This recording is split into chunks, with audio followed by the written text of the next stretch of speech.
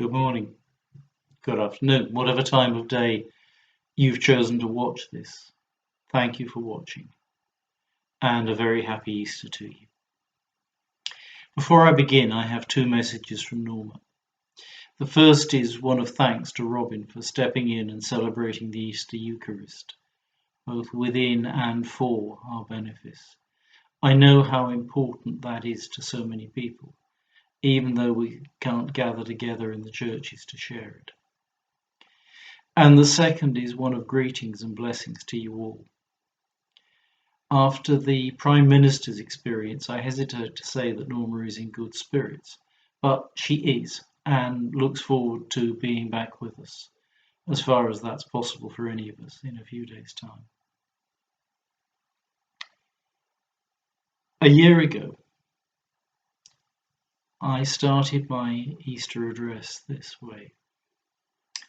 I wonder how many of us sat on Monday evening staring open-mouthed at our television screens and went to bed numb and speechless. If I'd begun the same way today, I doubt that those words would seem out of place, though we might have struggled to remember which set of figures, whether of the mortality rate or the items of PPE delivered, we heard on any particular date. But the devastation I was referring to last year was the images of that great and beautiful Gothic cathedral, Notre-Dame de Paris, engulfed in flames. And yes, that really was a year ago. There can have been few Easter celebrations in Paris then. And here we are, a year later, and none of us can enter our churches to celebrate the resurrection. That is a sacrifice we have all had to make, some I suspect more willingly than others, to protect our neighbours. And maybe that gives us another answer to the lawyer's question, who is my neighbour? Then, of course, it was the Good Samaritan. Today, my neighbour is the person from whom I may catch the virus. My neighbour is the person whom I may then infect with the virus, who may go on to infect others or to die. My neighbour is the health worker who puts themselves at risk to care for all of us. Our churches remaining closed today is a sacrifice, but on a day at the end of Holy Week, personal sacrifice for the sake of others is surely not a concept that I need to explain.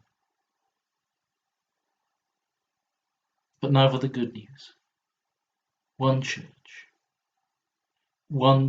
was reopened this week. A small number of priests and musicians went into Notre Dame for their Good Friday service. They wore hard hats, admittedly, but they marked the death of the light come into the world with the rebirth of their church, as by God's good grace, one day soon will we. Whatever lives will one day die, but whatever dies can live again. And that surely is the message not just of this Easter, under the shadow of COVID, but of every Easter yet to come.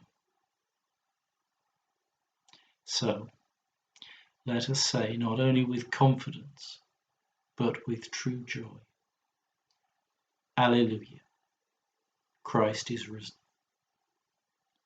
He is risen indeed. Alleluia.